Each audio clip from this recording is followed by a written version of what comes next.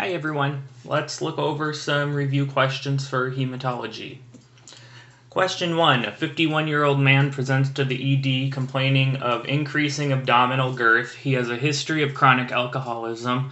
Last year he underwent emergency EGD for bleeding esophageal varices, which were subsequently banded. He says since his last admission, which was 4 months ago for ascites, he hasn't had any problems and only has had 1 drink per day. Paracentesis is performed. Which of the following would be the best test in the management of this patient? And it's a hematology question, so you can imagine this is going to be a heme answer. Is it A, pro-time, B, partial thromboplastin time, C, platelet count, D, bleeding time, or E, hematocrit? Okay, and the answer is A, pro-time. So remember that the liver creates factors 2, 5, 7, and 10. So the pro-time is really measuring the activity of factor 7 because the pro-time is the direct coagulation side. So we could also measure partial thromboplastin time, but pro-time would be much more accurate. Okay. Question 2. So a 31-year-old woman, G2P2, presents to the clinic complaining of fatigue that's beginning to interfere with her daily activities. She notes no change since her last pregnancy, which was a year ago via cesarean section due to failure of progress. That delivery was associated with significant bleeding that resulted in a 4-day hospital stay and a transfusion. Her periods have returned, and she says she has a heavy flow, but this is normal for her. She takes iron along with a multivitamin and teaches yoga at her local fitness club. On physical exam, you note a 3-centimeter bruise on her right shin and petechiae on her left arm. Heel fan steel incision is noted along the lower abdomen. Bleeding studies indicate an elevated bleeding time, normal PT, normal PTT, and normal platelet count. Which of the following is most likely contributing to this patient's symptoms? Is it A, endometriosis, B, bleeding uterine fibroids, C, hemophilia A, D, von Willebrand's syndrome, or E, Bernard-Soulier syndrome?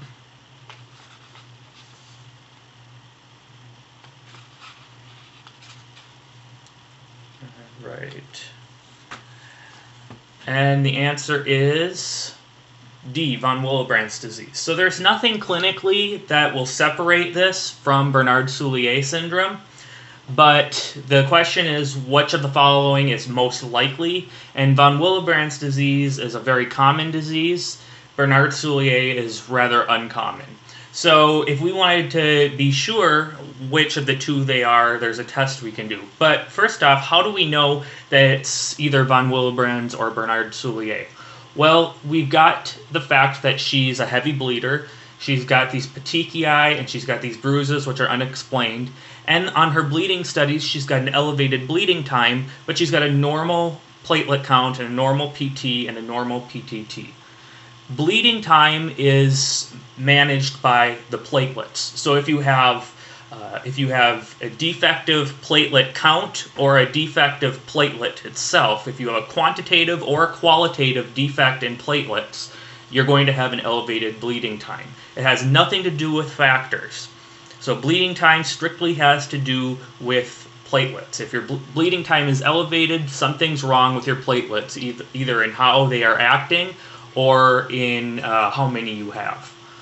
So we know there's a problem with platelets. Likewise, the platelet count is normal, so we know that we don't have too few platelets, so we know that we have a qualitative defect in the platelets. And with the normal PT and normal PTT, we know that our factor are intact. So now that we know we've got a qualitative defect in platelets, we're down to 2 diseases, von Willebrand's disease and Bernard-Soulier syndrome. And the question asks, which of the following is most likely contributing to this patient's symptoms? So the answer is von Willebrand's disease. If we wanted to differentiate between the two, we would use a Ristocetin test. And a Ristocetin test basically simulates von Willebrand in the serum.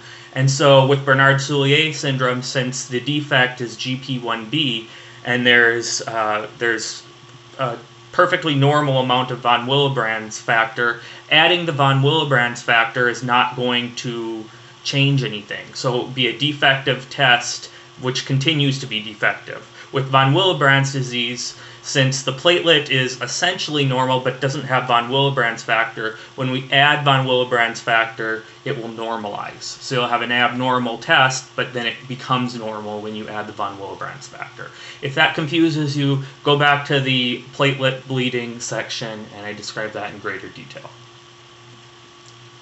Oh, okay, and I guess I have a diagram of it here. So von Willebrand's disease versus Bernard-Soulier syndrome in your ristocetin platelet test. Okay, question 3. 15-year-old male presents to the ED complaining of fatigue and malaise. He says he has had inconsistent to loose stools for the past week. He denies any other symptoms. Vitals are blood pressure 115/75, heart rate of 94, respiration 16, temperature of 101.4. Physical reveals petechiae over both calves and mild scleral icterus. He's stable. Routine labs are drawn. Hemoglobin is 9.9. Hematocrit is 29.9. White blood cells are 8.7. Platelets are 141. Sodium 139. Potassium 3.5. Chloride 103. Bicarb 30. BUN 35. Creatinine 2.1. And glucose 143. Both the total and indirect bilirubin are elevated. Schistocytes are noted on the peripheral smear. Which of the following is the best therapy in the management of this patient? Is it A, platelet transfusion, B, PRBC transfusion, C, plasmapheresis, D, dialysis, or E, inpatient observation?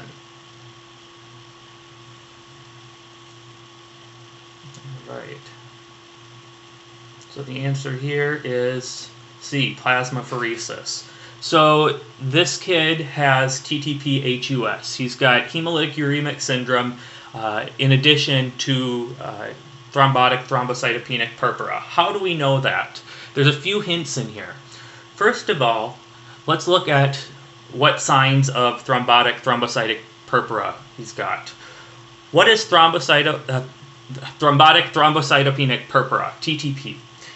What it is it's associations of the platelets that stick together and cause these clots, which then can break red blood cells. It can break parts of the red blood cells off. That's what causes schistocytes, or it can break the entire red blood cell and cause it to spill out bilirubin. Of course, both of those things happen. So that's why he's got both schistocytes and he's got an elevated bilirubin.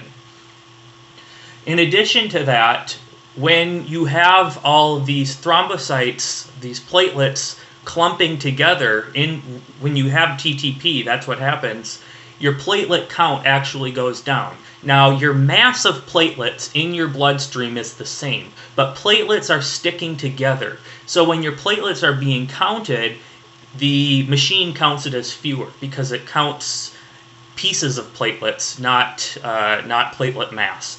So the platelet count is rather low, 141.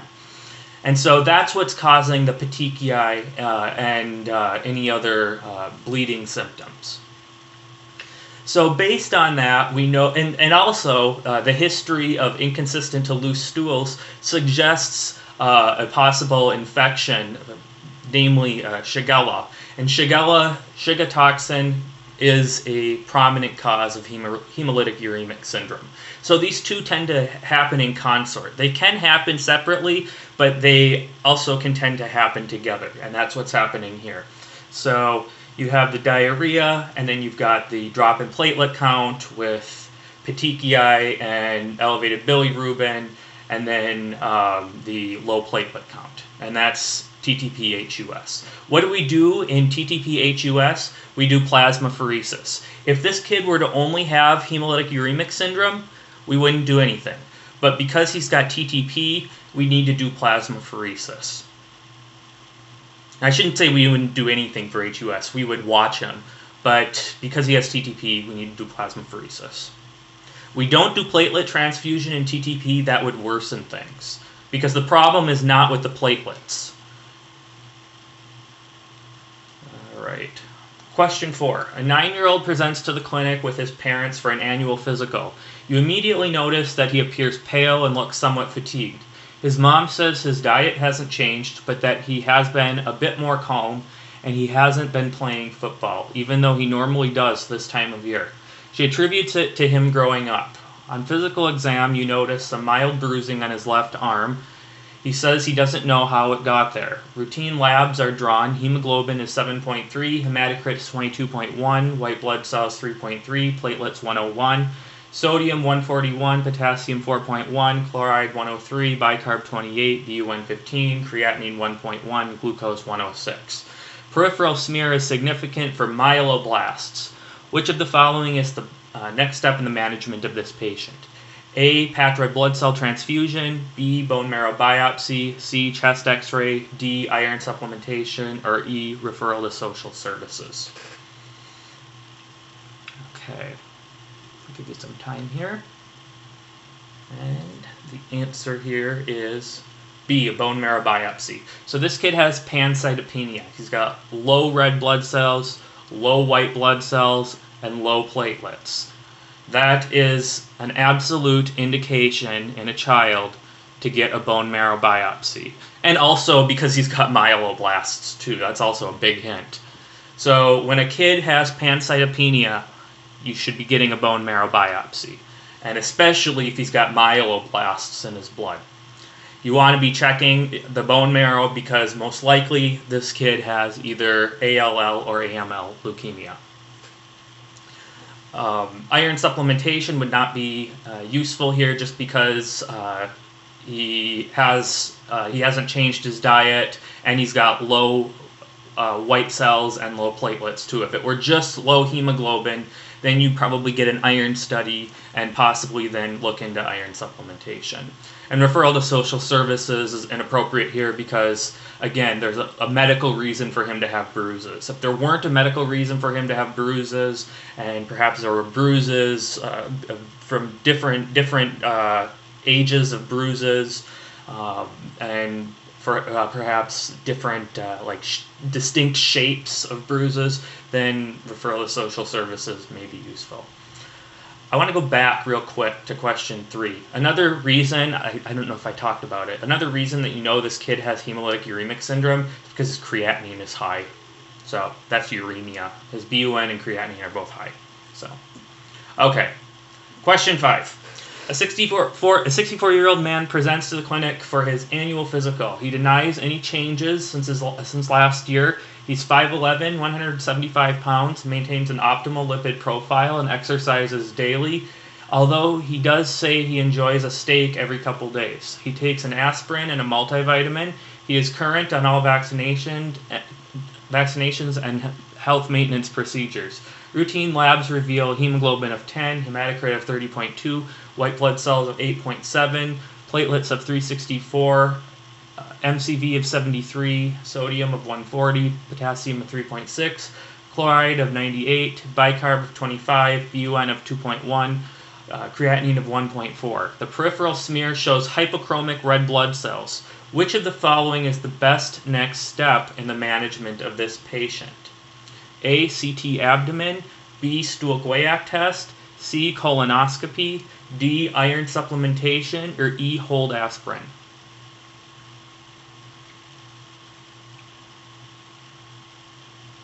Right. The answer here is B. stool guaiac test. Now you might have been thinking this guy's got an iron deficiency anemia, which is very possible. He's got hypochromic red blood cells. He's got a low MCV, and he's anemic, and those are all possible. That's certainly possible that he's iron deficient anemia. As a matter of fact, I would say he does have iron deficiency anemia. It's very clear based just on these clinical findings, on these lab findings. However, you could do an iron you could do iron studies, but that wasn't one of the options. So the question is, we're going to assume then, because he's got hyperchromic red blood cells, because he's got anemia, because he's got a low MCV, we're going to assume that the cause is iron deficiency anemia, because the other cause, the other major cause would be anemia of chronic disease, which is low to normal MCV, or some of the congenital causes, which is not the case here. So we know it's iron deficiency, so what's the next best step? And this is a 64-year-old guy who's normally healthy, and look, he enjoys a steak every couple days, so he's probably getting enough iron in his diet. What do we do for this guy? What are we concerned of with any person that's older who is possibly losing blood, who is iron deficiency anemic but is getting enough iron in their diet? We're concerned of bleeding somewhere, and usually when they're bleeding, if they notice it, it's going to be out of a wound or out of their stomach, out of their mouth, hematochezia, or hematemesis. But if they're not noticing it, then it's probably from the backside, and that can be either hematochezia or it can be melena. And since he hasn't noticed any blood in his stool, which you would want to ask, this is probably melena. So what we want to do for this patient is do a stool guaiac test to see if there is any occult blood in the stool. If there is occult blood in the stool, then we want to do a colonoscopy to check and see if there's any lesion that's bleeding, because that could possibly be colon cancer. Iron supplementation, of course, wouldn't be necessary here because he gets enough iron in his diet. We wouldn't want to jump right to colonoscopy because a stool guaiac test takes 20 seconds, it's cheap, and if the stool guaiac test is negative, you've pretty much limited out colonoscopy. And since he gets he's gotten his health maintenance tests on a regular, up-to-date basis, he's probably gotten a colonoscopy rather recently, so there's no use in subjecting him to another one if there's no blood in the stool. And CT abdomen would not be useful in this case. And holding aspirin may be good if he had an ulcer, but there's no evidence of that here. So the answer is a stool guaiac test. A 29-year-old woman was seen in your clinic last week complaining of a painless, swollen, and enlarged lymph node, left cervical lymph node. She had also been experiencing 2 weeks of night sweats and had unintentionally lost 12 pounds over a couple months. Excisional biopsy of the enlarged left cervical lymph node was performed, and pathology reported the presence of Reed-Sternberg cells. Further workup was undertaken and indicated she had similar nodes on the right cervical side, but none elsewhere. Which of the following is the best treatment for this patient? A. Localized radiation. B. Cyclophosphamide, adriamycin, daunorubicin, and vincristine. C. Rituximab, cyclophosphamide, daunorubicin, vincristine, and prednisone. D. Adriamycin, bleomycin, vincristine, and dacarbazone. Or E. Cyclophosphamide, vincristine, doxorubicin, and dexamethasone. I'll give you plenty of time to pause it here, because those are a lot of meds to look at.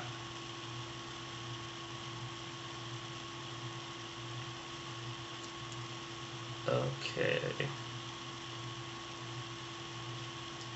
Answer here is D.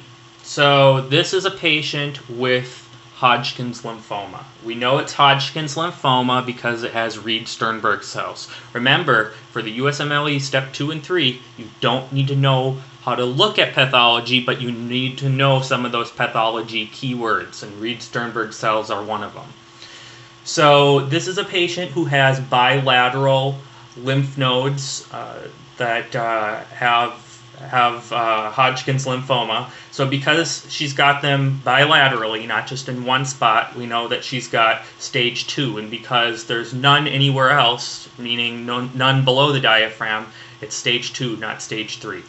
So this is stage 2, and she's got the B symptoms, the night sweats, the weight loss, etc. So she has got stage 2B Hodgkin's lymphoma. Now, in stage 1 and 2 Hodgkin's lymphoma, you can use localized radiation. However, when you go towards stage B, when you get into the B symptoms, especially stage 2B, it's better to use chemotherapy, because when you have B, it means there's probably some level of tumor cells in the blood. So it's safer with most of the time, even with stage 2, you do chemotherapy as well. With stage 1, usually they'll do radiation. With stage 2, it's kind of up in the air. But definitely, if you have the B symptoms, then you're going to be using chemotherapy. How do we know what chemotherapy regimen to use? In Hodgkin's lymphoma, it's always the ABVD regimen as far as you're concerned on the USMLE. Yes, there are oncologists, heme-oncologists, who will use other regimens, but for the USMLE, you use the standard ABVD chemotherapeutic regimen for Hodgkin's lymphoma, ABVD, and that stands for adriamycin, bleomycin, vincristine, and dacarbazine. Okay, question 7 gives us a 52-year-old male presenting to the clinic complaining of a progressive fatigue over the last year. He hasn't had any night sweats or unintentional weight loss. He's otherwise well. He hasn't had any change in diet, and he hasn't noticed any bleeding. He had a colonoscopy about 6 months ago, which showed a solitary polyp that was removed intraoperatively. Routine labs are unremarkable, except for he has a white blood cell count of 15.6. Serum leukocyte alkaline phosphatase is low. Bone marrow biopsy is performed, and cytology reveals a translocation between chromosomes 9 and 22. Which of the following is likely the best therapy for this patient? A. Rituximab, B. Imatinib, C. Cytarabine and prednisone, D. Interferon alpha-2b, or E. Hydroxyurea.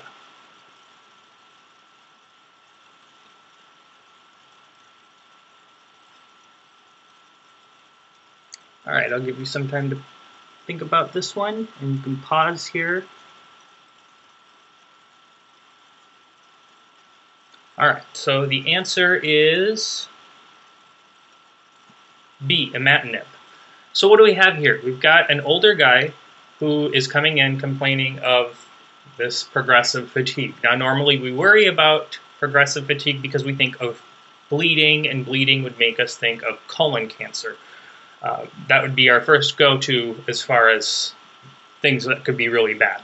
Now, the good news is 6 months ago he had his colonoscopy, which you should always be doing once you turn 50, you get a colonoscopy.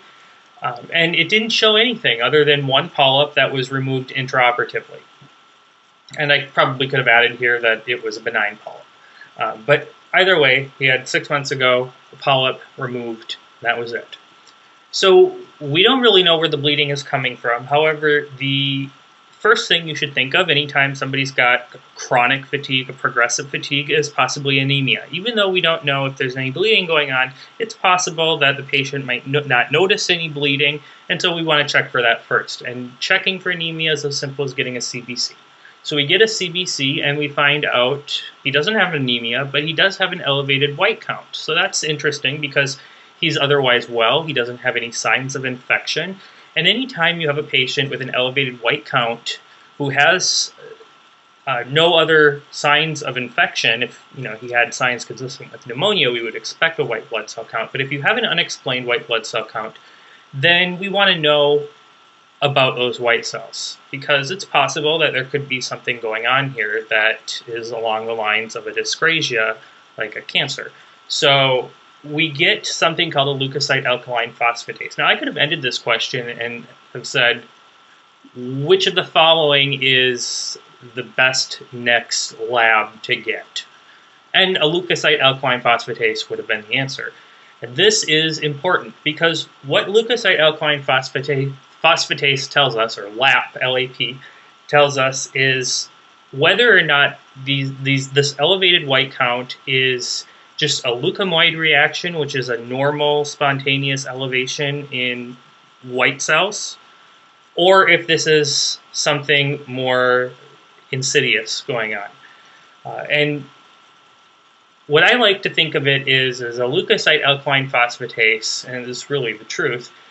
What this is it's a normal component of white cells that help you fight infection.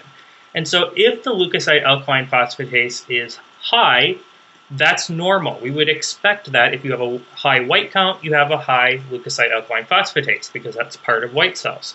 However, if it's low, that doesn't make any sense, because if you have extra white blood cells, you would expect to have high leukocyte alkaline phosphatase. And in fact, in this patient, it's actually low. So there's something wrong with those white cells. Something about them is not normal, and we want to know what that is. So we go ahead and do a bone marrow biopsy. And with the bone marrow biopsy, we do cytology to look at those blood cells. And what we find out is there's a translocation of chromosome 9 and 22. And this is pathognomonic for chronic myelogenous leukemia. This is the Philadelphia chromosome, a translocation between chromosome 9 and 22. And so the question then simply is, what's the best therapy for a patient with CML? And the answer is imatinib. Imatinib is a BCR-ABL fusion protein inhibitor. And that sounds like a lot, but if you remember Philadelphia chromosome, it's a fusion. That's what a translocation is. And BCR-ABL is a fusion protein, and this is what causes the CML. And what this drug does, it's actually a relatively new drug compared to some of these other ones, is that this blocks that fusion protein and therefore treats the CML. So imatinib is the answer. Now these other ones, rituximab, this is a monoclonal antibody that targets CD20, which is a cell surface protein on B cells. And this is something that we would use in, for instance, non-Hodgkin's lymphoma, where we use the R-CHOP regimen.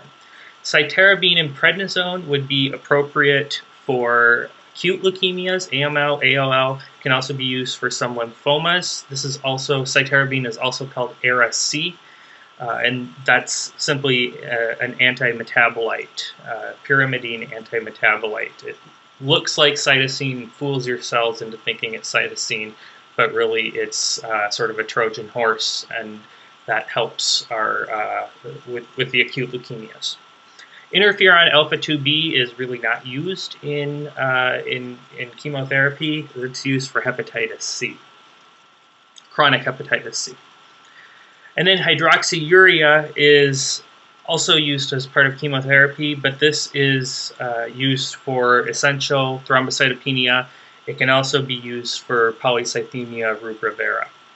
This is a ribonucleotide reductase inhibitor, so it helps to block the production of the building blocks for DNA. So imatinib is, you should just associate the word imatinib with CML, because that is the best drug. And remember that the Philadelphia chromosome is pathognomonic for CML. A 5-year-old boy complains of pain in his groin, and his mother has brought him into the ED. The child refuses to leave his mother's lap, as most kids in pain do. On physical exam, you notice an erect, painful penis, and the child is reluctant to let you touch it and cries during the examination. During your examination, the mother said that he was diagnosed with, quote, some blood disorder as a baby. Which of the following is the best initial step in the management of this patient?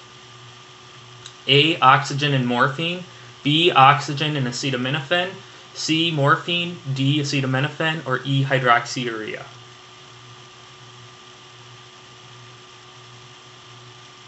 All right, and the answer here is A, oxygen and morphine. So what does this kid have? I didn't want to give the race because the race always tips off the answer. This would probably be a black child, because most sickle cell cases in the U.S. are in African Americans. Now, going from that, priapism is not uncommon in uncontrolled sickle cell patients. Even controlled sickle cell patients, it's not uncommon. So this is exactly what this is it's priapism. It's an erection that doesn't go away. And babies get erections, children get erections. You don't have to have puberty to get an erection. So because the sickle cells have clotted or sickled in the vasculature of the penis, it's causing priapism. And so that's what's causing the pain. Priapism eventually becomes painful. And so we want to treat this stem cell crisis as we would treat any stem cell crisis. And so the first way we do that is to give oxygen. Oxygenation reduces sickling. Sickling is promoted by a low oxygen level. So by giving oxygen, we reduce the sickling. Another thing that helps is morphine or any kind of opioid pain reliever. The reason that helps is because when you're in pain, you don't breathe in as much. And so reducing that pain does help with reducing the sickling. So we need oxygen and morphine. Acetaminophen wouldn't be good in an emergency case like this, although that can be used at home to reduce pain if you're not in any kind of crisis. Morphine alone, of course, wouldn't be enough. We want to give that oxygen too. Acetaminophen, no. And hydroxyurea is given to help people with sickle cell disease, to help them make hemoglobin F, which is normal, and thus reduce the amount of sickle cells. Eventually, after this medical treatment, you would need to do a drainage of the corpora cavernosa, which are the two spongy-like areas of the penis, sort of columnar caverns of the penis that hold the blood during an erection, and you would just aspirate that blood out, and that would relieve the erection. Okay, question 9. A 60-year-old woman is recovering in the hospital, status post cholecystectomy, day 1. On routine lab work, you note that her calcium is elevated at 11.3. She denies any problems other than incision site pain. The incision is clean and well dressed. Bone scans are performed and show lytic lesions of the skull. Which of the following is a necessary criteria that links the unexplained hypercalcemia and the X-ray findings into one diagnosis? A, renal insufficiency. B, presence of fatigue, weight loss, or night sweats. C, monoclonal spike on serum protein electrophoresis. D, greater than 10% plasma cells in peripheral circulation. Or E, less than 10% plasma cells in peripheral circulation.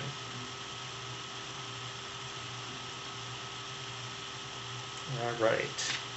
And the answer here is C, monoclonal spike on serum protein electrophoresis. So anytime you have a patient with an unexplained hypercalcemia, one of the things, especially if it's an older patient, one of the things that should be at the forefront of your mind is multiple myeloma, or just, multiple myeloma.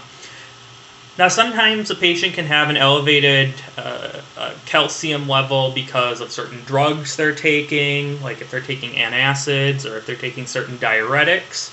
However, a very, very, very bad cause of hypercalcemia, and a cause that you need to investigate if there is unexplained hypercalcemia, is indeed multiple myeloma. So that's why in this question the bone scans were performed, and indeed lytic lesions were found, and that is suggestive of multiple myeloma.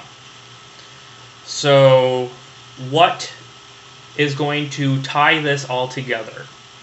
So there's a plasma cell disorder continuum that I talked about, and on this continuum are monoclonal gammopathy of undetermined significance. That's basically where you've got these B cells that are releasing these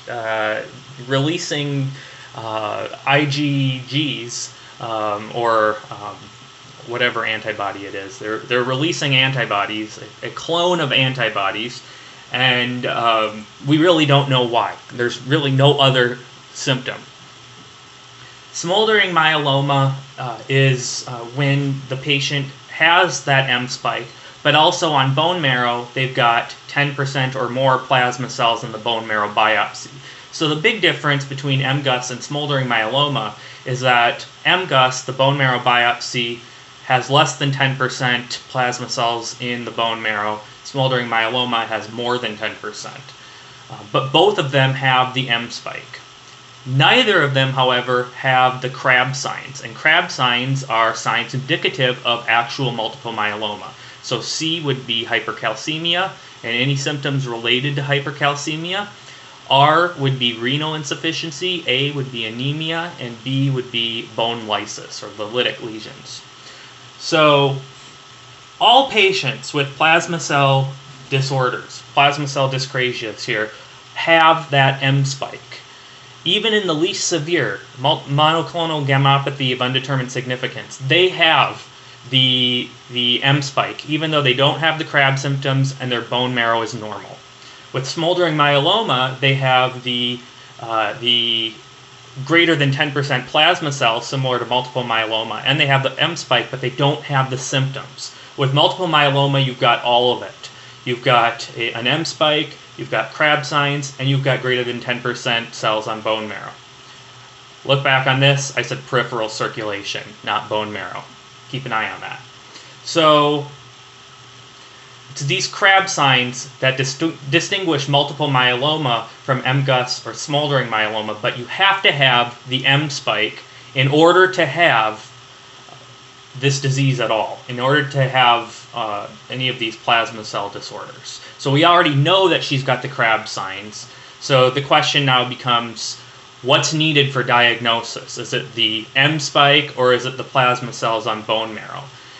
You don't necessarily need to have greater than 10% plasma cells on bone marrow, but you do have to have that M spike.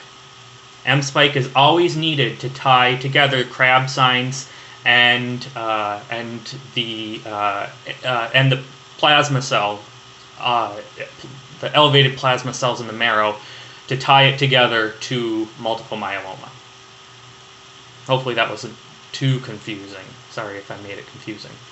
Okay, so just reviewing how we treat this. With MGUS, it's just watch and wait. 1 to 2% per year will go to multiple myeloma, but there's really no treatment we can do. With smoldering myeloma, there's a slightly greater progression to multiple myeloma. It's 2% per year go on to multiple myeloma. You can consider referring these patients to a study group for investigative treatment.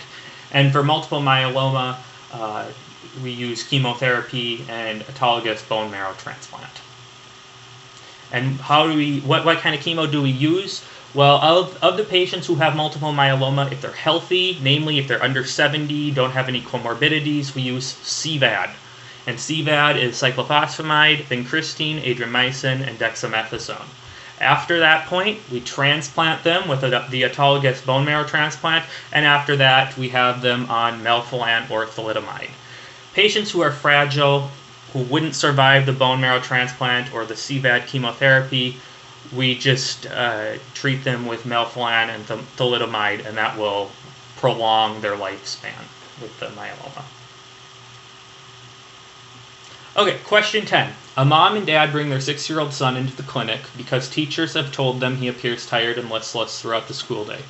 They claim to be a very healthy vegan family. On physical exam, you note the pale conjunctiva and an uninterested child. Otherwise unremarkable exam. Routine labs reveal hemoglobin of 8.3, hematocrit of 25.1, white blood cells of 7.2, platelets 341. Iron studies are normal. MCV is 118. Peripheral smear notes polysegmented neutrophils. Which of the following labs would definitely confirm your diagnosis? A. Methylmalionic acid. B. Homocysteine. C. Thiamine levels. D. Ionized calcium. Or E. Red cell distribution width. So this is kind of a flashback to step 1 here. All right. The answer is A. Methylmalionic acid. So it is vitamin B12 that is an enzyme for 2 different things. Homocysteine and folic acid combine to make methionine, and methylmalionic acid goes to methylmalonyl-CoA, which then uses vitamin B12 to convert to succinyl-CoA. And both succinyl-CoA and methionine both are needed for red blood cell, actually white blood cells too, are needed for maturation. So if you don't have the vitamin B12, you're going to get backup products. So you're going to have backup products of everything before this B12 because you don't have the B12 to convert it to succinyl-CoA or methionine, respectively. So you're going to have backup of methylmalonyl-CoA, backup of folic acid, backup of homocysteine, backup of methylmalonic acid. In laboratories, we measure homocysteine often. We also can measure methylmalonic-CoA. methylmalonic acid. Now, when you have a folate deficiency, you're going to have elevations of only homocysteine. When you have a vitamin B12 deficiency, you're going to have an elevation of both methylmalonic acid and homocysteine. Because in a folate deficiency, you don't have the folic acid to combine with the homocysteine, so the homocysteine gets backed up because it doesn't have anything to react with. But the methylmalonic-CoA is reacting into succinyl-CoA because the vitamin B12 is present.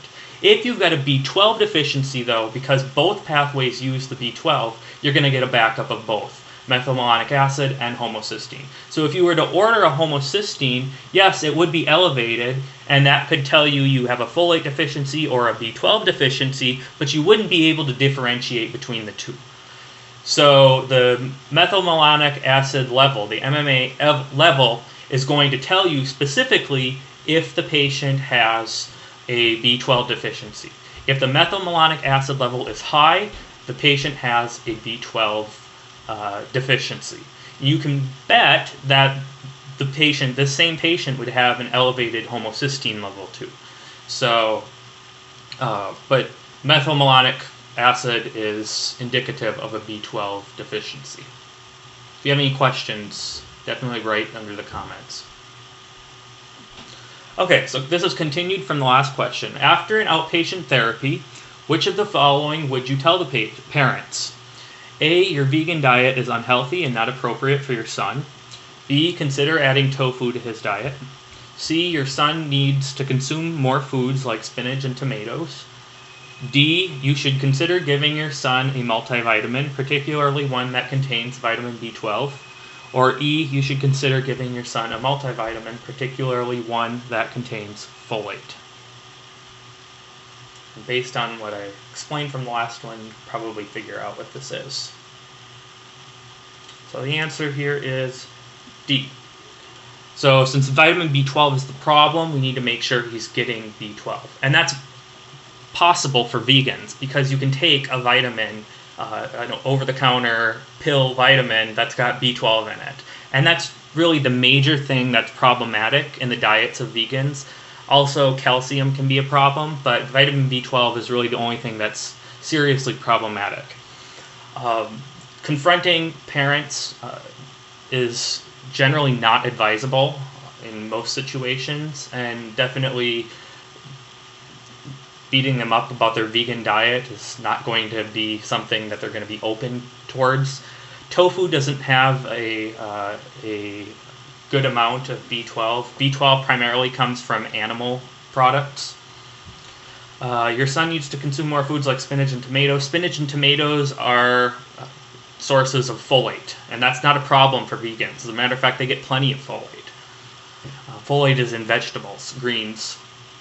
And then you should consider giving your son a multivitamin, particularly one that contains folate. Again, not the problem here. Who would have a folate deficiency? Probably somebody who is taking certain medications or somebody who doesn't eat vegetables at all. Okay, 58-year-old black woman presents to your clinic complaining of pain in her proximal interphalangeal joints, metacarpophalangeal joints, as well as in both knees. She says that this has been going on for a couple of years, but it's been getting worse gradually. It is worse when she wakes up. She has otherwise been reasonably healthy. She is not a smoker, and she has had a therapeutic hysterectomy 10 years ago for polycystic ovarian syndrome. She has not yet had her first colonoscopy. On labs, her hemoglobin is 8.7, hematocrit 26.1, MCV is 87, ferritin is 165, which is high, serum iron is 90, which is normal, TIBC is 200, which is low, and saturation is 10%. Which of the following is the most likely reason for this woman's anemia? Is it A, iron deficiency, B, vitamin deficiency, C, chronic disease, D, occult blood loss, or E, thalassemia major?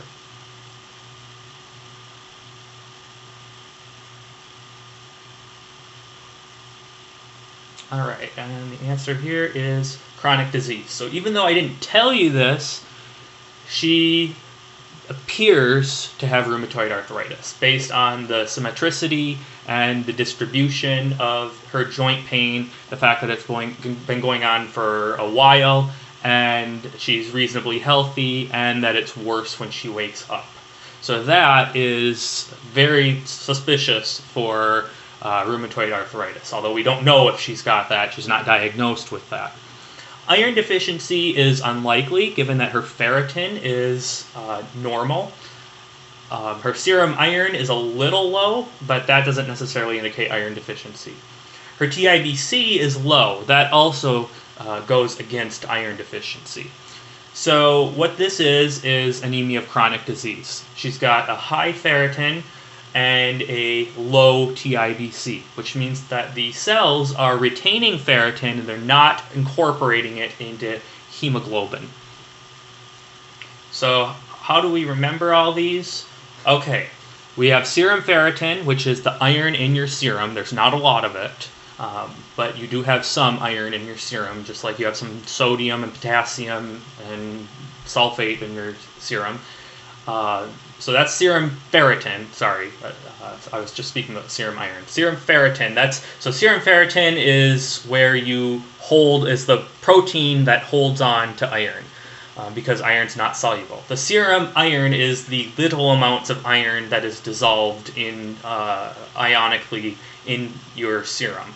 So this is like sodium and potassium and chloride. You don't have a lot of iron because it's, again, not very soluble.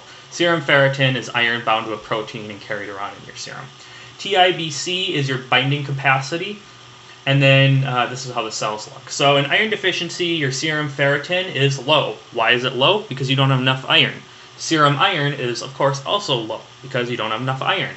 So both of these together is sort of your measurement of the patient's iron. And if they're both low, that points towards iron deficiency anemia. TIBC in iron deficiency is high. What does TIBC mean? A good way to think of it is the TIBC goes up, this binding capacity goes up, the more your red blood cells are wanting to gain iron. If you have iron deficiency anemia, there's no problem with the red blood cells other than that you don't have enough iron. So these cells are trying their hardest to get iron, but they can't because you don't have enough in your body. With thalassemia, you actually have a problem of the globin itself. So it has nothing to do with the iron. So your serum ferritin, serum iron, and your TIBC are all totally normal. And you would notice thalassemia based on target cells and poikilocytes. It would also have a low MCV too. Anemia of chronic disease is kind of the opposite of iron deficiency anemia. So in anemia of chronic disease, you actually have enough iron. You may even have more than enough iron. But the problem is you're having a hard time incorporating that iron into your red blood cells. So the serum ferritin is going to be high. Serum iron is low, normal, but the TIBC is going to be low because the cells are not cooperating with the addition of iron. It's similar in nature, but not in etiology to sideroblastic anemia, where you have high storages, plenty of iron, either bound to ferritin or ionic. But your binding capacity is not enough to make up for it. So with anemia of chronic disease, you're going to have a high serum ferritin, a normal serum iron, and a low TIBC. Okay, question 13. A 52-year-old man presents for annual physical and lab work. He has no complaints. Last year, his physical and lab work was unremarkable. He takes rosuvastatin, hydrochlorothiazide, aspirin, and a multivitamin. CMP is normal. Lipid studies reflect a well-controlled LDL and triglyceride level. CBC shows a hemoglobin of 9.1, hematocrit of 27.4, white blood cell of 36, and platelets of 324. Smear and differential shows 96% small, normal-appearing lymphocytes. Which of the following is the most likely diagnosis in this patient? A. Acute lymphocytic leukemia. B. Acute myelogenous leukemia. C. Chronic lymphocytic leukemia. D. Chronic myelogenous leukemia. Or E. Subclinical multiple myeloma.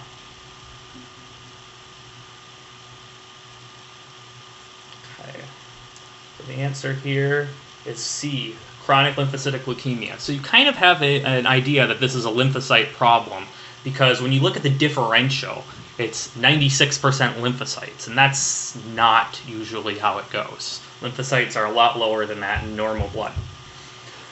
But these are small and normal appearing lymphocytes. So they appear to be lymphocytes that are normal and doing what they're supposed to do. That would not be the case in acute lymphocytic leukemia. In acute lymphocytic leukemia, if you saw anything in the peripheral bloodstream, they would be blasts. They would be abnormal lymphocytes. With chronic leukemia, you have a leukemia, yes, but you've got rather normal cells coming out. And so if you see anything in the peripheral blood, you're going to see rather normal appearing cells. So because it's lymphocytes, then we know it's chronic lymphocytic leukemia. They're normal appearing lymphocytes. And the white blood cell count of 36, of course, pushes us towards chronic lymphocytic leukemia as well. If you did a LAP score, leukocyte alkaline phosphatase, you would indeed have a low leukocyte alkaline phosphatase, indicating that these are not lymphocytes that are responding as a leukemoid reaction. Subclinical multiple myeloma would be like MGUS or smoldering myeloma, and that's not the case here. In that case, you'd have an elevated calcium, and that's not shown here. Okay. 3 years later, he presents to your clinic, still relatively healthy, but complaining of swollen cervical and axillary lymph nodes. He has also lost 10 pounds since his last visit 6 months ago, which he says was unintentional. On physical exam, axillary and cervical nodes are palpable and firm, non-tender bilaterally. Which of the following chemotherapeutics is likely the best medical management in the treatment of this patient? A, fludarabine, B, imatinib, C, adriamycin, D, vincristine, or E, bleomycin? Right. And the answer here is A, fludarabine. So fludarabine is the best therapy in the treatment of chronic lymphocytic leukemia, as far as you are concerned for the USMLE.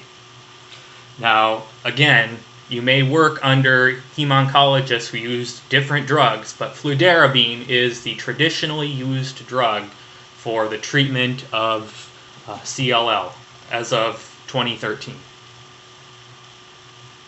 So that's the one you should associate with CLL. And we only treat CLL when it becomes symptomatic. So notice back 3 years ago when he first came, he didn't have any other symptoms. So we kept a watchful eye on it.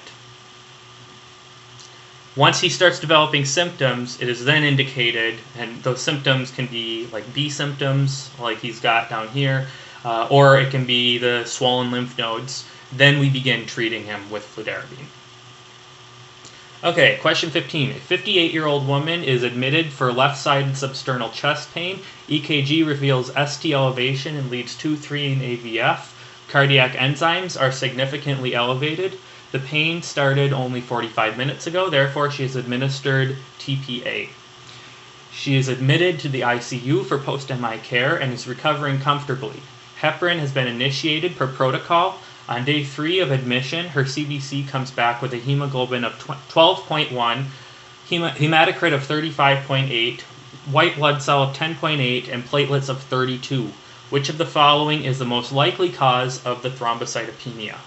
A, thrombotic thrombocytopenic purpura, B, myocardial infarction, C, tissue plasminogen activator, TPA, D, concomitant leukemia, or E, heparin. And I will say, even though I didn't put it here, that the smear was unremarkable. Peripheral smear, unremarkable.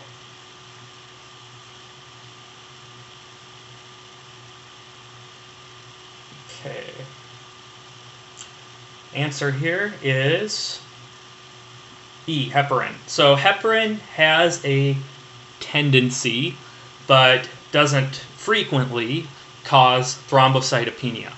So it's heparin-induced thrombocytopenia. And there are other drugs that can cause thrombocytopenia as well. Heparin is the most well-known. Perhaps because it's a drug that works with things that platelets work with. I don't know. But heparin-induced thrombocytopenia is something to keep in the back of your mind in any patient that you're starting on heparin. So the platelets are 32, and that is definitely low. Anytime it gets below 150 or so, you should definitely be thinking of some kind of thrombocytopenia from something. TTP is very unlikely here, primarily because heparin was initiated, and now all of a sudden her platelets are 32. But thrombotic thrombocytopenic purpura, TTP, would also be accompanied by other signs, namely schistocytes, elevated bilirubin, and so forth. Myocardial infarction does not itself cause thrombocytopenia. TPA also does not itself cause thrombocytopenia. Concomitant leukemia, probably not the case because she's got a normal hemoglobin. And the most obvious, most logical explanation would be heparin-induced thrombocytopenia. So, same patient. Which of the following is the best next step in the management of this patient? A, platelet transfusion. B, discontinue heparin. C, start prednisone. D, exchange transfusion. Or E, watch and wait. And the answer is B, discontinue heparin. So, don't quote me here, but from what I know, patients who have had heparin-induced thrombocytopenia can be given the low molecular weight heparins, but it is highly, highly, highly, highly discouraged. I've never had a patient with heparin-induced thrombocytopenia, personally, so I've never ran into that. But from what I know, the low molecular weight heparins, they were created to reduce the incidence of heparin-induced thrombocytopenia. But I have heard that both. I have heard some doctors say that if a patient has HIT, you shouldn't give them low molecular weight heparins, but the prevailing knowledge that I've heard is that low molecular weight heparins can be given if the patient has had heparin-induced thrombocytopenia. I'll get back to you and I'll type that in under the description on this. That's a good question that just came to mind. Okay. Question 17. A 24-year-old woman presents to the ED complaining of fever and shaking chills, BP 108/71, heart rate 105, respirations 18, temperature 102.2, while waiting in her ED bed unattended for probably a long time, if it's like most of the EDs I know. Her blood pressure drops to 81/49. Aggressive bolus fluids are started and her blood pressure stabilizes. The RN notes, however, blood oozing from puncture sites as well as around the Foley catheter. Routine labs return hemoglobin of 13.2, hematocrit of 39.2, white blood cells of 16.2, platelets of 52, peripheral smears show fragmented red blood cells. PT and PTT are both elevated. Plasma fibrinogen is 59. Which of the following is the best next step in the management of this patient? A, transfuse packed red blood cells. B, transfuse platelets. C, IV ampicillin and IV gentamicin. D, IV vancomycin and aztreonam. E, platelet transfusion, parenteral vitamin K, and IV ampicillin.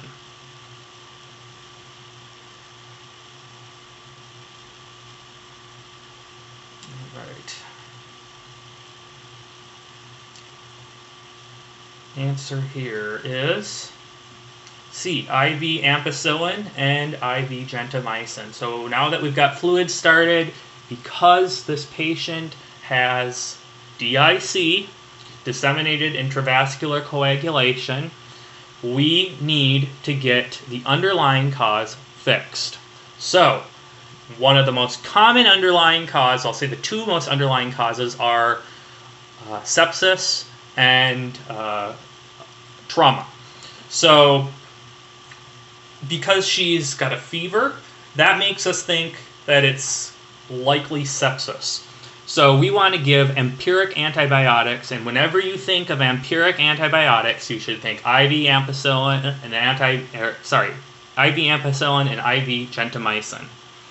IV vancomycin and aztreonam doesn't quite have the broad coverage as amp and gent.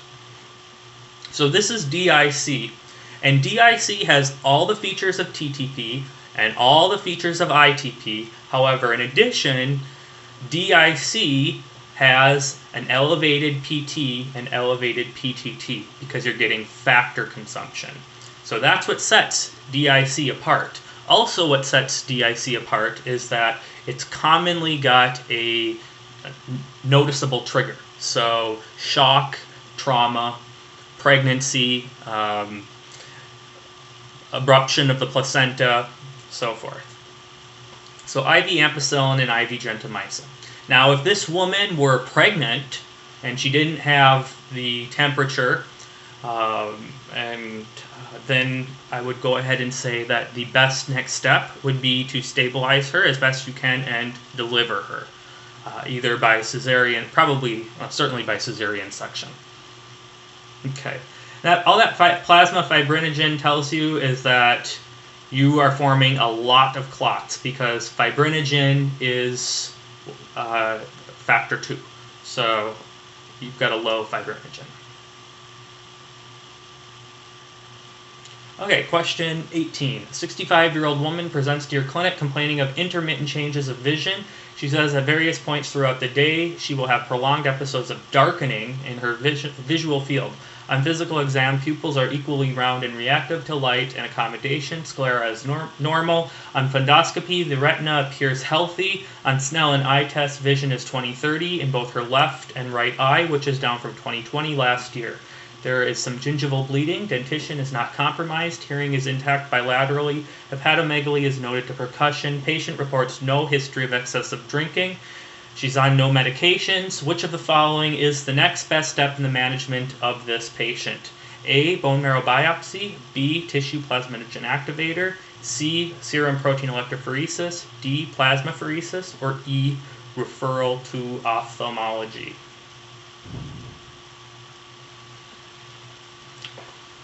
Think of what you suspect. What disease, what rare disease you suspect in this patient. Okay, the answer here is C, serum protein electrophoresis. So we're putting all these together. She's got decreases in her vision and her visual acuity, which can be basically equated to blurring.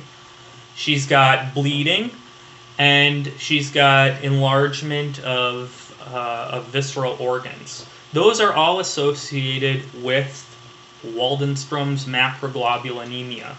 And with Waldenstrom's macroglobulinemia, it's very similar to multiple myeloma, inasmuch as you have a clonal plasma cell proliferating and creating antibodies.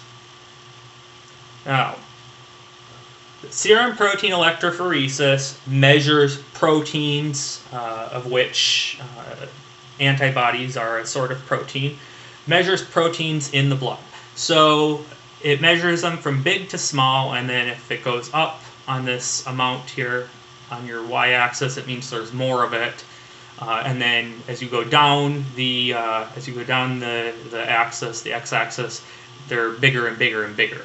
So you've got your albumin, your alpha-1 antitrypsin, tyrosine globulin, transcortin. Down here, your alpha-2, you've got haptoglobin, alpha-2 methylglobulin.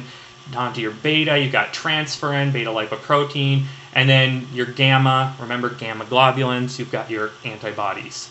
So when you have a patient who's got multiple myeloma or monoclonal gammopathy of undetermined significance, you have a spike in the gamma region. That's why it's called monoclonal gammopathy, because you have a lot of gamma things, which are antibodies. So you have a M spike in the gamma region, and that's your M spike, your MGUS, or multiple myeloma if you have the other symptoms. With Waldenstrom's macroglobulinemia, rather than making IgG, which is what you make in multiple myeloma, you're making IgM. And IgM is slightly bigger. And so you're going to have your quote-unquote M spike, similar to how you have it in multiple myeloma. You're going to have it a little bit closer to your y-axis, meaning it's a bigger protein. And so you're going to have it between the beta and the gamma region. And so because you have that M spike closer, we know it's bigger, we know it's IgM, and so we know it's Waldenstrom's macroglobulinemia, in addition to, of course, all the other symptoms that the patient has that differentiate it from multiple myeloma. But this confirms that it's Waldenstrom's macroglobulinemia. And the thing about IgM is that IgM can form these big polymers, and these polymers can sludge up the blood, and that's what's actually causing the blurred vision. Also causes the organomegaly and so forth. So serum protein electrophoresis is the best way to diagnose Waldenstrom's macroglobulinemia, which this patient has many symptoms consistent with. Question 19. A 43-year-old man presents with a painless swollen mass on his left jaw. He is otherwise healthy. He does not smoke or drink, and he works as an accountant. Physical exam reveals a non-tender enlarged left submandibular lymph node. Excisional biopsy is performed and reveals immunoblastic and centroblastic B cells. No Reed-Sternberg cells are present. Workup is continued with a whole body PET, which suspiciously shows lesions on, I don't know what I wanted to write there, which shows suspicious lesions on a right submandibular node as well as on a left mesenteric node. A diagnosis of stage 3A diffuse large cell lymphoma is made. Which of the following regimens is most appropriate for this patient? A. Rituximab, bleomycin, daunorubicin, vincristine, and prednisone. B. Rituximab, cyclophosphamide, daunorubicin, vincristine, and prednisone.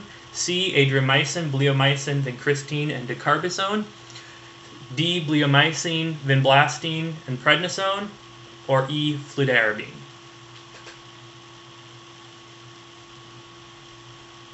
Okay, give you some time to look through all of these drugs. And the answer, pause it if you want, the answer is B. Rituximab, cyclophosphamide, hydroxydaunorubicin, which is the same as saying daunorubicin, it's just a longer name, vincristine, and prednisone. So this is a non-Hodgkin's lymphoma. I put a ton of jargon in this. A ton of pathology jargon, a ton of anatomical jargon, a ton of information you didn't need to know. Basically, the only information you need to know is that he's got a non-tender enlarged lymph node that was biopsied and showed that it had lymphoma, and it wasn't Hodgkin's lymphoma because no Reed-Sternberg cells were present, and that he has stage 3 lymphoma, non-Hodgkin's lymphoma. So I told you right at the end, a diagnosis of stage 3, a diffuse large cell lymphoma is made. So basically I told you this patient has stage 3A non-Hodgkin's lymphoma. What do you give him? And you should know that non-Hodgkin's lymphoma, all the time, you give them R-CHOP. R-CHOP is rituximab, cyclophosphamide, hydroxydaunorubicin, vincristine, which is known by its trade name of Oncovin, and prednisone. That's always what we use in NHL as far as you're concerned for the USMLE. Notice down here, ABVD makes an appearance. Adriamycin, bleomycin, vincristine, and dacarbazone. That's what we use in Hodgkin's lymphoma. Fludarabine down here makes an appearance. That's what we use for CLL with symptoms. The other ones I just made up. So remember R-CHOP for NHL. Okay, so here's your chemo cheat sheet. So for ALL, we use daunorubicin, vincristine, prednisone, and methotrexate intrathecally. So daunorubicin, vincristine, and prednisone are all part of the intravenous chemo regimen, And if there's CNS symptoms, which there usually is, methotrexate is administered. For AML, we use Ara-C, which is cytosine arabinoside. We also use daunorubicin. If the patient has the M3 variant of AML, which can present with DIC, then we also add on all-trans-retinoic acid, which helps the M3 cancerous cells progress. For CLL, we use fludarabine or chlorambucil. Older patients tend to do a little better with chlorambucil, but fludarabine is the drug of choice for the USMLE. For CML, we use imatinib. Remember, imatinib is the BCR-ABL fusion protein inhibitor, and so that is going to take care of that disgusting byproduct progeny of the Philadelphia chromosome, 8 to 22 translocation. For multiple myeloma, we use CVAD, cyclophosphamide, vincristine, adriamycin, and dexamethasone, followed by a autologous bone marrow transplant. Those are in the young, healthy patients who can tolerate bone marrow transplant. We use CVAD before the bone marrow transplant. If they're old, they're weak, they're sick, they've got some kind of pre-existing condition that excludes them from a bone marrow transplant, particularly if they're over the age of 70, then we're going to treat them palliatively with melphalan or thalidomide. Hodgkin's, we use ABVD, that's adriamycin, bleomycin, vincristine, and dacarbazone. And for non-Hodgkin's lymphoma, we give them R-CHOP, rituximab, cyclophosphamide, hydroxyadriamycin, vincristine, otherwise known as Oncovin, and prednisone. And sometimes you may see the USMLE just put CHOP. It might just give you cyclophosphamide, hydroxyadriamycin, vincristine, and prednisone. That's okay too, but make sure if rituximab along with CHOP is on there, you choose that one instead. But if rituximab is not on the CHOP and you don't have any other choices, then that's okay too. Okay, question 20. A 19-year-old woman has been admitted to the hospital for chest pain and shortness of breath. On workup, she has a 3-centimeter thrombosis in her left deep femoral vein. CT scan confirms the presence of pulmonary embolism and treatment is initiated. Heparin is initiated. On history, she takes oral contraceptives, and yesterday morning she had returned on a 10-hour flight from a vacation in Japan. Which of the following congenital factors would confer upon her the highest risk of deep venous thrombosis? A. Factor V Leiden. B. Protein S deficiency. C. Prothrombin G2021-0A mutation. D. Lupus anticoagulant. Or E. Protein C deficiency. And you have to kind of think back to those that chart I showed you. This is important. It's not necessarily the most common one, but it is the most severe one if you have it. The answer is protein S deficiency. So, you should know that protein S deficiency, although it is the most rare, or approximately the most rare, hypercoagulability disorder, inherited hypercoagulability disorder, it does result in a 32-fold relative risk of venous thromboembolism. So, protein S embolism, protein S deficiency, protein C deficiency, antithrombin 3 deficiency, they're the bad ones. Factor V Leiden, the prothrombin mutation, they're not as big a deal. Lupus anticoagulant is problematic too, but again, to a lesser degree. Now, all of these, with maybe the exception of protein C, protein S, and antithrombin 3, mostly Factor V Leiden, the prothrombin mutation, and the lupus anticoagulant, they're really not a problem in and of themselves. The problem is when you start combining them with other risk factors. So you're taking estrogen replacement, you're taking birth control, you're pregnant, you're sitting on an airplane or on a train for a long period of time, you just got surgery, you're bed rested, you had trauma, you've got renal disease, you're 90. All of those factors increase your risk of coagulation. So this woman has protein S deficiency. Perhaps she knows that. Hopefully she didn't. Otherwise she would have been taking steps, hopefully she wasn't on OCPs if she was knew she was protein S deficient. But anytime you have any of these diseases, you want to go out of your way to stay away from these symptoms, these factors, I should say. So they just have a multiplicative effect upon one another. Okay, back to chemo drugs. So chemo drugs and their major adverse effects. I just want to point those out here. So you can pause it here and do the association. So they're not lined up with the correct adverse effect, but try and see if you can match the number to the letter. I'll pause it here and then we'll go on. Okay, so vincristine and vinblastine cause peripheral neuropathy. Cyclophosphamide causes hemorrhagic cystitis and can cause bladder cancer. Cisplatin and carboplatin, they cause hearing impairment and nephrotoxicity. Daunorubin and doxorubicin, they cause cardiotoxicity. Bleomycin causes pulmonary fibrosis. And dexamethasone with any steroid causes fluid retention. And then methotrexate, 5-fluorouracil, 6-mercaptopurine, because they are anti-metabolites, they cause myelosuppression. Okay. I can't take credit for this. This is Chemo Man. I found this online at medsource.blogspot.com. But you can put this into like some kind of something that you can remember this with. So it's useful, I think. Okay.